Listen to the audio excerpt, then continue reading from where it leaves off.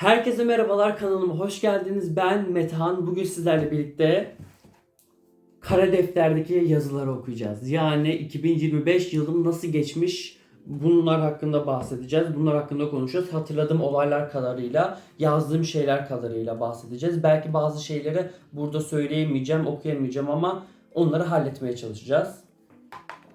Ee, Bu kıyafeti, bu açıyı, bu aynı şeyler hep devam ediyor şu anda. Kameranın yeri 1 milim bile oynamadı. 2026 hedeflerin videosunu çektim demin. Şimdi ise 2025 yılının nasıl geçtiği hakkında şeyler çekeceğim. Ocak ayında 10 Ocak'ta 2025'imiz nasıl geçmiş, nasıl olmuş? Ocak ayında ben çok sık yazmışım. Ama sonra Mart, Nisan, Ekim, Kasım, bu kadar. Böyle çok az yazmışım bazı şeyleri. Şimdi bakalım. İlk başlarda parasal sıkıntı olmaya başladı yazmışım ben. Daha ocağın 10'unda yazmışım. Demiş ki bu yıl parasal olarak sıkıntı olacak. Benim hedeflerin videosunu izlerseniz orada bir hedefim vardı parasal yönünde sıkıntı olmasın diye. 2025 yılında da sıkıntı var diye işaretledim. 2026'da da sıkıntı var diye, sıkıntı olmasın diye ayrıyetten madde ekledim. Acaba sıkıntı olacak mı olmayacak mı diye. 10 Ocak'ta biz direkt parasal sıkıntı olarak başlamışız. Sonra migren tedavime başlamışım. Migren tedavimin ikinci aşamasına başlamışım. Demişim ki SGK her ay 350 TL kesiyormuş benden sigortadan. Üstüne bir tane migren ilacı, bir tane kalsiyum blokör ilaç, bir tane tansiyon ilacı sürekli eczaneden almaya başladığım için eczaneye sürekli para vermem gerekiyor. Çünkü devlet şey çıkartıyor. Katkı payı galiba deniyordu onlara. Ekstra ücret çıkartıyor. Onları ödemekte zorlanıyormuşum. Hala da zorlanıyorum. Ben annemden vesaire alıyorum. Çünkü şu anda herhangi bir gelirim yok. Gelirim olduğu zamandaki para da bitti. O yüzden onları şey yapamıyorum. Sonra iş bulamıyorum demişim. Hastanede çalışmak istiyorum ama torpil olmadan olmuyor maalesef diye bir madde daha eklemişim. Yani bu problem bakın 10 Ocak 2025'te böyleymiş. Şu anda 2026'ya gireceğiz. Şu anda ben Kasım ayında video çekiyorum. 19 Kasım'da videoyu çekiyorum. 19 Kasım'a geldik. Hala ben hastanede iş bulamıyorum. Meslekleri ne diye sorarsanız hemşire yardımcılığı, İlk yardım eğitmenliği, paramediklik ve iş yeri hemşireliği. Şimdi de üstüne YouTuber'lık eklendi. Ve bu 5 meslek arasında hiçbir şekilde kazanç elde edemiyorum. Maalesef 10 Ocak'ta da bu sorunlar hala devam ediyormuş. 17 Ocak'ta bir daha yazmışım. Ben böyle önemli olayları yazıyorum bu arada. Önceki videomda bunu ayrıntılı bir şekilde bahsetmiştim. Şu anda bahsetmeyi unuttum galiba. Ben sadece önemli olayları yazıyorum. Ne gibi problemler yaşadıysam onları yazıyorum. Böyle günlük gibi değil, aylık gibi tutuyorum ben bu günlüğü. Günlüğü değil, aylığı. Şimdi artık paramedikler DSP olabiliyor. Ben de eğitim alıp işte X kurumunda çalışırım diye düşünüyorum demişim. Yani ben eğitimi aldığımı hayal ediyorum. Eğitimi kazandığımı hayal ediyorum. Üstüne hangi kurumda çalışacağımı belirlemişim o derece. Çünkü o kurum bana sen iş yeri hemşiresi olursan seni hemen çalışmaya başlatmak istiyoruz diye vaatlerde bulunmuşlardı. Ama o vaatleri yerine getirmediler. O kurumda işe başlayamadım. Paramediklerin DSP olabildiği doğru. 17 Ocak'ta bunu fark etmişim, yazmışım. Ve hızlı bir şekilde eğitim aldım. Eğitimi kazandım. Eğitimin fiyatı 15.000 liraymış o zaman. Şu anda artmıştır. Biraz pahalı. Mart ayının sonunda eğitim başlamasını bekliyormuşum. Yani eğitime girmeyi, kayıt yaptırmayı bekliyormuşum. Arkadaşım da bir hastanede torpil bulmuş. Bana da iş ayarlamaya çalışacakmış. Unutmazsam gelip buraya yazarım demişim. Buradaki arkadaşım orada işe alınmadı torpil olmasına rağmen. Bir ambulans şirketinde çalışmaya başladı. Beni de işe aldırmadı çünkü kendisi daha işe giremedi. O yüzden böyle şeyleri söyleyebilirim. 17 Ocak'taymış bunlar. Şimdi 24 Ocak'ta bir daha yazmışım. 20 Ocak'ta ben diyete Diyete başlamışım, 63,5 kilo ile başlamışım, hey maşallah. Sabah 2 yumurta, içine süzme peynir, kaşar peyniri, bir de süt günde içiyormuşum. Yulaflı yoğurt, akşama ekli bir yemek varsa yemem gerekiyormuş. Yani anlayacağınız gibi full süt ve süt ürünleri, ki benim süt ve süt ürünleri alerjim var. Ona rağmen diyete uyabilmek için bunlardan bahsetmişim, yemişim, hatta yediğimi hatırlıyorum. Bu kadar çok fazla yumurta, peynir vesaire yemek protein ağırlıklı beslenme olduğu için tuvalete aşırı zor çıkmama neden oluyordu. Ve benim kilo kaybetmem de olmamıştı aslında. Onu hatırlıyorum. Zaten buraya yazmışımdır. Kaybettiğim bir kilo vesaire olmuştur. O da tekrar geri kazanmışımdır. 31 Ocak'ta tekrardan yazmışım. 14 Ocak'ta X kişisi iş bulabilir demişim. Kendisi işe alınmadı yazmışım. Doğru hatırlıyorum. Yani benim işimde yaş yazmışım. Demiş ki bu sırada çok fazla yere başvuru yapmışım. Zincirlikuyu'daki bir hastaneye kadar gitmişim. CV vermişim. Bir arkadaşım daha yazmışım. Onun da tanıdığı varmış hastanelerde. O da hastanede belki beni işe başlatabilir diye yazmışım. O kişi bana sürekli vaatlerde bulunuyordu. Sana iş bulacağım, sana iş bulacağım diye, ama asla iş bulamıyordu. Benim istediğim gibi bir iş asla olmuyordu. Bana hastane seçenekleri sunuyordu. Ben de hastane seçeneklerinin arasında işte Acıbadem değil, Bezmialem gibi hastaneleri seçiyordum. Dedim ki bunu bana seçenek sunuyorsan ben bunu istiyorum diyordum. Ama orası da olmuyordu. Yapamıyordu bir şekilde. Yani orada çalışanlar vardı, tanıdıkları. Tanıdıklarına CV gönderiyordu. Oradaki tanıdıklarda, yani bir hastanede tanıdığınız varsa o kişinin size hastaneye aldırması ya da o iş yerine aldırması çok zordur. Çünkü o kişiyle direkt patronla, direkt müdürlerle irtibatta olması gerekiyor ve bir şekilde işi aldırtabiliyor olması gerekiyor. O bu çalışanlar için geçerli olmadığı için bizim işimiz yaşlı yani. 27 Şubat'a gelmişiz. Direkt Ocak'tan Şubat'ın sonuna doğru gelmişim. Direkt Mart'a yakın gelmişim. Hemen okuyayım burada neler olduğunu. Ocak çok uzun sürmüş. Onu yazmışım.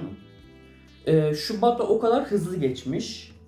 Ve ablam zatürre olmuş. Bir hafta hastanede yatmıştı. Evet. Zatürre olduğunu biz bilmiyorduk. Doktorlar teşhisi koyamıyordu. En sonunda aile hekiminin bize Göğüs Hastalıkları Hastanesi'ne yönlendirmesi sonucunda zatürre teşhisi konuldu ve hastaneye yatırılmıştı. Ve kıştı, yani Şubat'ın 27'si. O zaman kar yağmaya başlamıştı vesaire ve benim ayağımda terlik falan vardı hastaneye gittiğimizde. Ve hastaneye gidiyorum diye rahattım diye terlik giymişim ve hastaneye gittikten sonra kar yağmıştı. Böyle yerde kaya kaya gidiyordum. Sonra evden bir şekilde bot getirmiştim diye hatırlıyorum. Sonra bu sefer yine aynı arkadaşım, bu önceki torpille birlikte hastanede iş bulabilecek diye bildiğim arkadaşım, beni de aldırır diye dediğim arkadaşım bu sefer başka bir iş bulmuş. Bu sefer bir otel işi. Otelde hemşirelik, revirde hemşirelik. Bizi arayacaklarını söylemiş, onu arayacaklarını söylemişler ve benim de CV'mi büyük ihtimal bırakmıştı. Ki ben atmıştım diye hatırlıyorum ona CV'mi. Onu yazmışım sadece. Aylık 4.000 lira harcadığımı söylemişim. Paramın çok azaldığını söylemişim. Yetim aylığımın artık bana yatmadığını söylemişim. Yani 3.000 lira yetim aylığı yatıyordu. O da artık yatmıyor. Yani benim 27 Şubat 2025 itibariyle tüm gelirlerim sıfırlandı. Şimdi 9 Mart'a gelmişiz. 9 Mart'tan sonra 5 Nisan'a geçmişim mesela. Mart'ta sadece bir ay yazmışım. 4 Mart gibi DSP eğitime başlamış. Aşırı zorlandığımı yazmışım. Denemeleri çözdüğümü yazdığımı yanlış yazmışım. Ama çok fazla yanlışımın çıktığını yazmışım. Kesin sınavı geçemeyeceğim yazmışım. Evet, benim böyle iyimserlik yani pozitiflik benimki yani. Sınavı geçemeyeceğim diye yazmışım direkt. 5 Nisan'da yazmışım. 19 Mart'taki olayları yazmışım. 19 Mart'ta olaylar olmuş. Onu yazmışım. Ülkesel olarak yaşanan bir olay vardı. Onu yazmışım. Belki anlarsınız. İmamoğlu ile ilgili. Ondan sonra 9 Mart'ta DSP ile çalıştığımı söyledim. Sonra 9 Mart'ta ben artık şey yapmışım. 4 Mart'ta şey başlamış ama ben 9 Mart'ta hala şeye bakmamaya başlamışım. Böyle sürekli deneme çözmeye başlamışım ve moralim bozulmuş. 9 Mart olmasına rağmen ben bırakmışım. Arada birkaç gün olmasına rağmen. 27 Nisan sonra 27 Nisan diye başlık atmışım. 23 Nisan'da 6.2 büyüklüğünde deprem olmuş. O deprem çok şiddetliydi. Gerçekten çok şiddetliydi. Çok korkutmuştu bizi. Ve bizim evimizin yakınında bir park var. O parka gitmiştik. Ve ben parkta yere uzanıyordum. Çimli alan olduğu için yere uzanıyordum ve yer bir anda sallanmaya başlamıştı. İkinci bir artçı olmuştu. Mesela onları da hatırlıyorum ve Nisan ayında bunlar gerçekleşmiş. 4 gün boyunca da teyzemlerde kalmışız. Biz evde kalmamışız ve bizim bu şu anki oturduğumuz ev yamuldu. Depremden sonra, bu 6.2'lik depremden sonra yamuldu.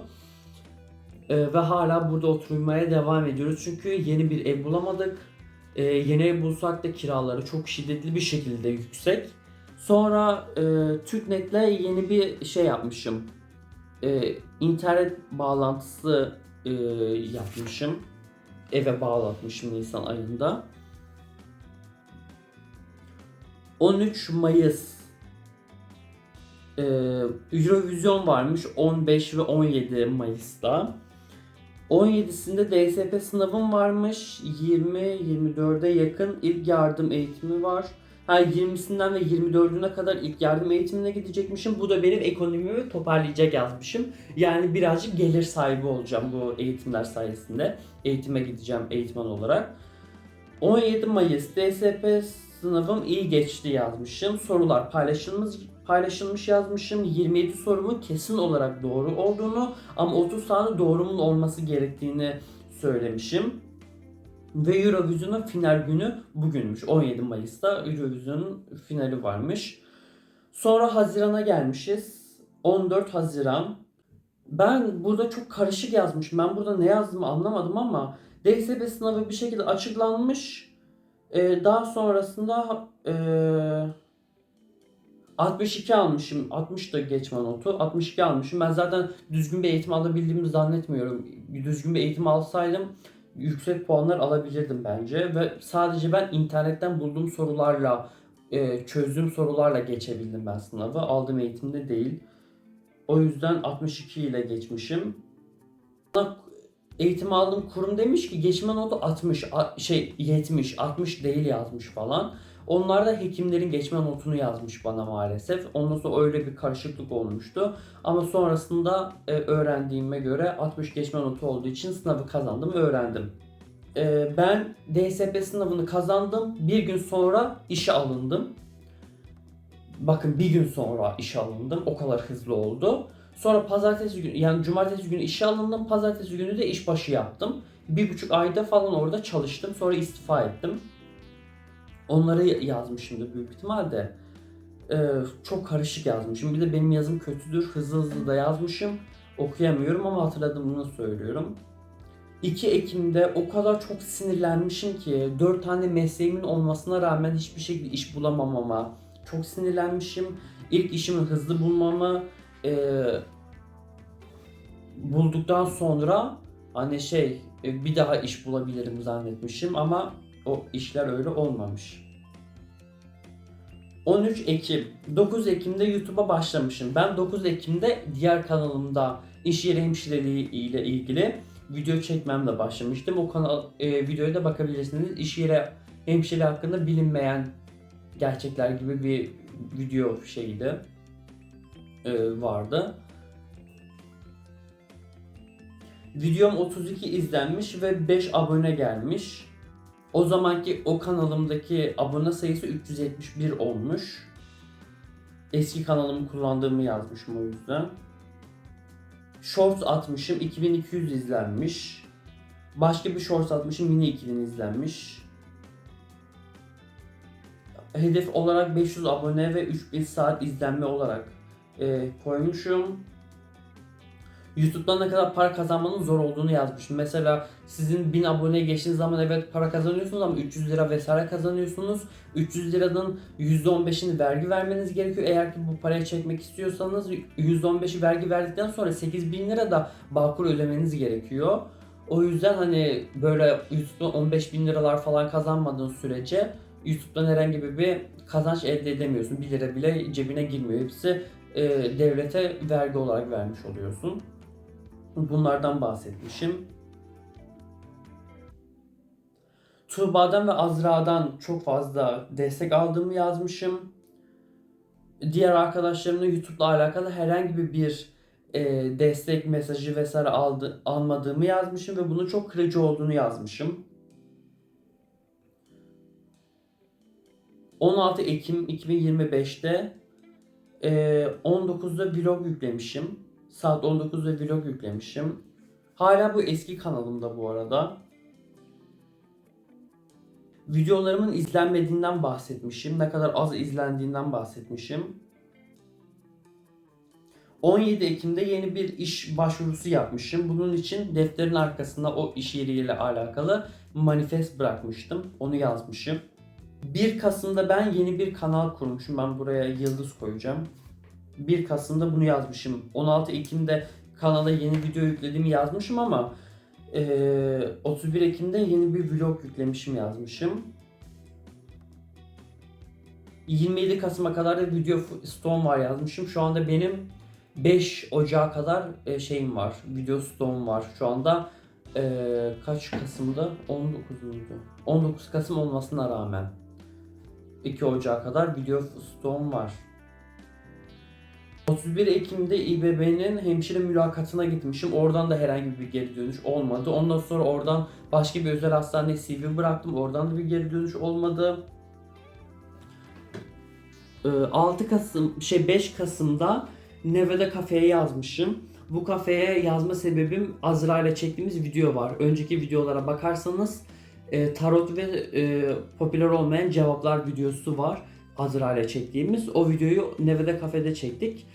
Orada çekim izni almak için yazdığımı yazmışım. Ve bu kadar. Video şu anda kaç dakika oldu asla bilmiyorum. Bu videonun çok kısa olacağını düşünüyordum. Böyle 8 dakika falan olur diye düşünüyordum ama büyük bir ihtimal bir 20 dakika falan olmuştu. Şu anda göremiyorum kaç dakika olduğunu. Böyle yani yılım 2025 yılım böyle geçmiş. 2026 içinde yeni yazılarımı yazacağım. Kanala abone olmayı unutmayın. Like atmayı unutmayın. Sizin için 2025 yılı nasıl geçti onu yazmayı unutmayın yorumlara. Hoşça kalın.